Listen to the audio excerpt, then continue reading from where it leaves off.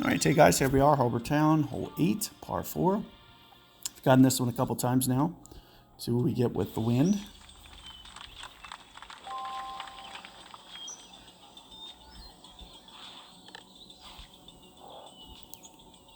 Front pin this time.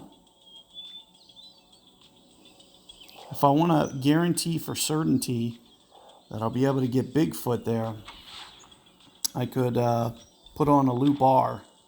And I would think with any wind we'd be okay.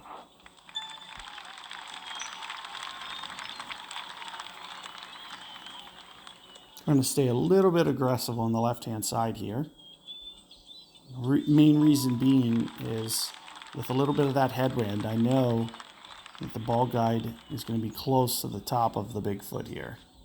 And sure enough, there it is. Like I mentioned, with the loop R, we would have kept ourselves in range just a little bit better. I'm just going to kind of utilize this side spin, a little bit of top spin. There's nothing wrong with a little bit of top spin as long as you're doing it in controlled, as long as you know the way that stuff is going to roll out. So for this, I know that it's going to kind of condense down. It's landing on an upslope. We don't have to worry about the ball just kicking and taking off. So I'm able to use top spin. So knowing when and when you can't use top spin is kind of the key. And we're just going to go kind of right in here.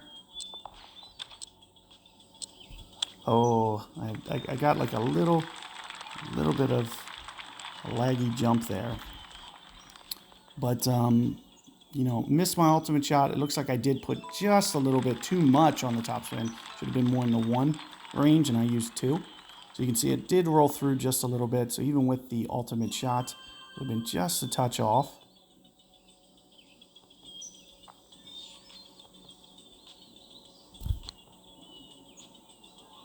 Here you can see with the putt, we're able to roll that one in.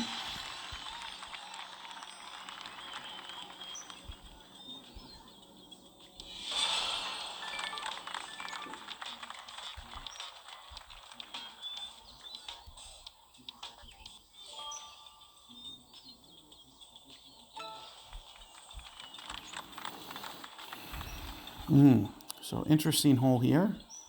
Into the headwind, I do like to use the Bigfoot. I don't know if I have quite the Bigfoot.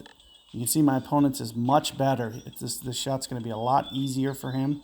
I do think into this headwind that may stop. Also may not. So we might have to just see. I'm going to kind of under adjust my ring just a little. So, typically I might go almost 2 rings. I try to stay a little bit more in the 1.5 range at most. Somewhere right around here. See, opponent's actually a little deep as well.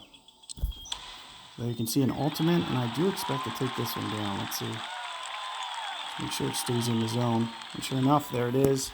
There's the hole-in-one. You can see into the headwind, it is going to kind of add on a little bit of extra backspin. I like to have the club that my opponent had. You can see he had a 7. He has more backspin than I do. That shot is much easier. So in a side wind, I'll probably play like a run-up shot with the short iron. So you'll see me play that a variety of different ways. And that's something that we'll talk about more in Tour 7. You see that hole a lot more prevalent in Tour 7. So I'm not too worried about getting you guys the guide for 6. But there is kind of one iteration, and we'll just see if we get the other iteration. If we do, with a little bit more of a tailwind, I'll show you how I play that as well. But good luck there, guys. I'll see you guys on the next one.